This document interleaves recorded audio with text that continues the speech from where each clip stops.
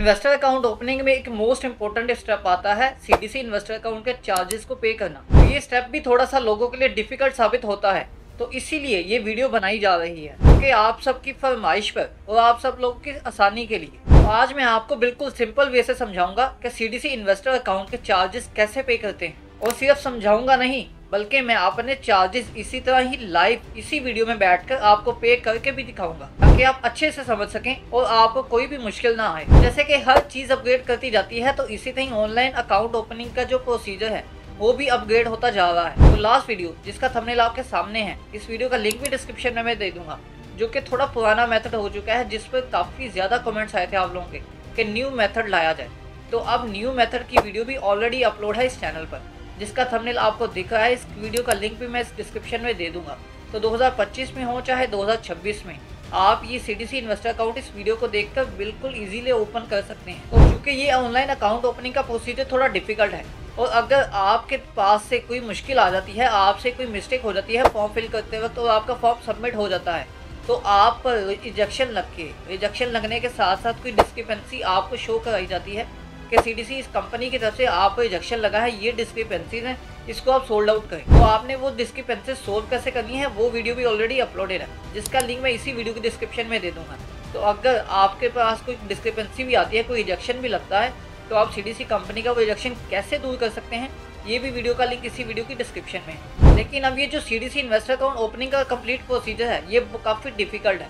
तो ये प्रोसीजर को गुजरने के बजाय आप हमारी टीम की फैसिलिटीज़ भी अवेल कर सकते हैं। हमारी टीम आपको बिल्कुल इकोनॉमिकल रेट्स पर आपको सीडीसी इन्वेस्टर अकाउंट ओपन करवा कर देगी, जो कि सेम डे में आपका सीडीसी इन्वेस्टर अकाउंट की एप्लीकेशन सबमिट हो जाएगी। और अगर कोई डिस्क्रिपेंसी या कोई रिजेक्शन भी लगता है तो उसकी जिम्मेदारी भी हमारी टीम होती है। तो आपको जस्ट करना इतना है कि आपने जस्ट अपनी डिटेल शेयर करनी है हमारी टीम के साथ। तो मेरी टीम आपका घर बैठे ही सिर्फ एक क्लिक पर, जो कि आपने अपनी डिटेल सेंड करनी है, उस पर ही आपका सीडीसी इन्वेस्टर अकाउंट ओपन हो जाएगा। आपको किसी भी किस्म की कोई भी परेशानी फेस नहीं करनी पड़ेगी। इसी तरह अगर आप सीडीसी इन्वेस्टर अकाउंट के लिए या सीडीसी सब अकाउंट जो होता है उसके लिए, या ब्रोकर अकाउंट जो है उसके लिए अगर ज़कात फॉर्म भी फिलअप करवाना चाहें, या ज़कात फॉर्म बनवाना चाहें, या ज़कात फॉर्म को खुद अपडेट करवाना चाहें हमारी टीम के थ्रू, कि आप कुछ भी नहीं कर सकते, तब भी हमारी टीम ये भी फैसिलिटीज़ प्रोवाइड करती है। और पाकिस्तान स्टॉक एक्सचेंज से रिलेटेड कोई भी आपको फैसिलिटी चाहिए तो हमारी टीम आपको कंप्लीट फैसिलिटीज़ प्रोवाइड करती है। तो आप हमारी टीम से फ़ायदा हासिल करने के लिए इस गिवन व्हाट्सएप नंबर पर रब्ता कर सकते हैं। तो चूँकि ये तो हमारा काम है, लेकिन आपका टाइम इससे भी ज़्यादा कीमती है, तो अपने टाइम को बचाएं और हमारी टीम की फैसिलिटीज़ अवेल करें। तो चलिए सीडीसी इन्वेस्टर अकाउंट के चार्जेस पे कैसे करते हैं उस वीडियो को स्टार्ट करते हैं।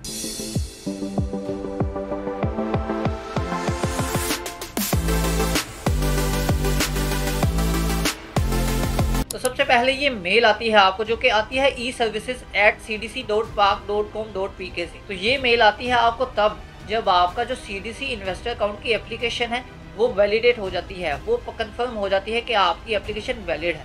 तो यहाँ पर आ जाता है आपको मेल के, डियर क्लाइंट, आपका जो सिंप्लीफाइड इन्वेस्टर ओपनिंग फॉर्म है वो सक्सेसफुली वैलिडेट हो चुका है, कि आपका जो इन्वेस्टर अकाउंट फॉर्म है उसको गो थ्रू कर लिया गया है, उसको वैलिडेट है, उसमें कोई भी किसी भी किस्म की कोई रिजेक्शन मौजूद नहीं है।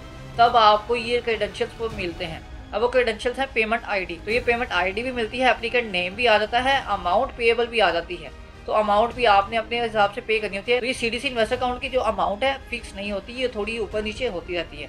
तो यहाँ से आपने घबराना नहीं है कि फिक्स अमाउंट ही होगी। तो सबसे पहले हम ये मेल की गाइडलाइंस अगर मैं आपको बताऊँ, तो यहाँ पर जो फर्स्ट मेथड है इन्होंने कि ऑनलाइन पेमेंट करनी है अगेंस्ट सिंप्लीफाइड इन्वेस्टर अकाउंट के थ्रू।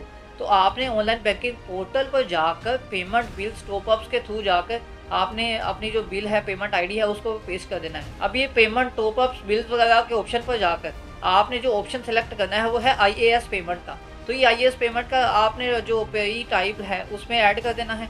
तो उसके थ्रू पेमेंट आईडी आपने लगानी है, तो आपकी कंप्लीट डिटेल आ जाएगी, जिसके थ्रू आप इस सीडीसी IAS पेमेंट को डन कर सकते हैं। तो ये पहला मेथड है सीडीसी के चार्जेस पे करने का। तो पहला मेथड से मैं बिल्कुल भी चार्जेस पे नहीं करूँगा, क्योंकि मेरी बैंकिंग ऐप है BOP की, बैंक ऑफ पंजाब की, तो उसमें पहला मेथड नहीं आता। हो सकता है कि आपकी ऐप में पहला मेथड आ जाए, तो आप उसके थ्रू भी अपने जो चार्जेस है वो पे कर सकते हैं।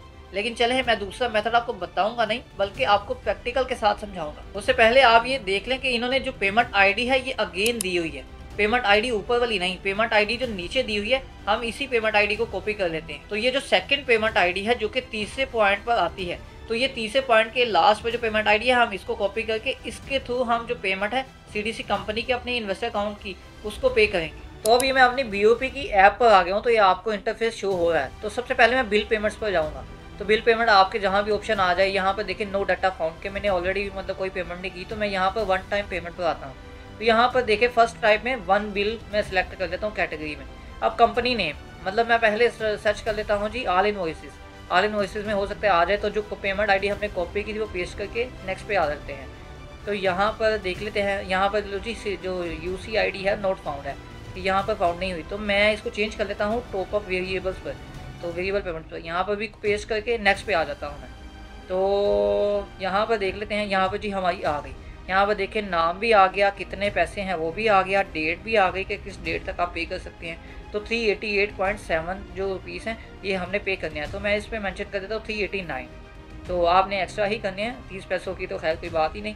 तो 389 में मेंशन करके नेक्स्ट पे आ जाता हूँ। तो ये डिटेल मेरे पास आ गई।